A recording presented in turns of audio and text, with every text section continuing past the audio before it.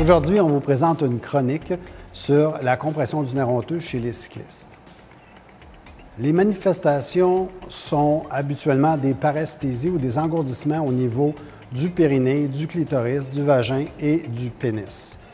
Ça peut quelquefois à l'occasion descendre au niveau des testicules, du bas du dos, des cuisses, ainsi que présenter des froideurs au niveau des fesses, une sensation de froideur au niveau des fesses. Dans les cas plus avancés, on peut avoir des sensations de corps étranger au niveau du périnée. On peut aussi présenter des symptômes moteurs, comme par exemple des troubles urinaires pouvant aller jusqu'à la rétention urinaire, ou encore des troubles de l'éjaculation et des troubles de l'érection.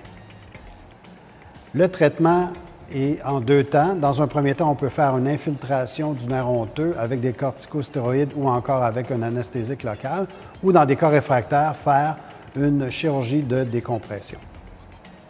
En termes de prévention, il faut comprendre dans un premier temps que près de la moitié du poids du cycliste repose sur la selle, d'où l'importance d'avoir une selle bien adaptée à l'anatomie du cycliste et en particulier à la largeur du bassin.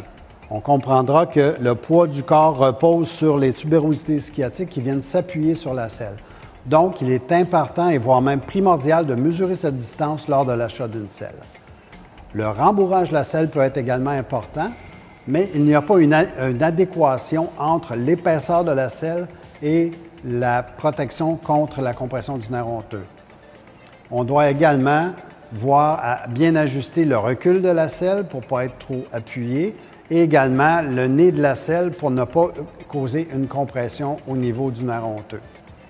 En termes de prévention durant les sorties, il est important de se lever régulièrement de la selle afin de diminuer les pressions sur le nerf honteux.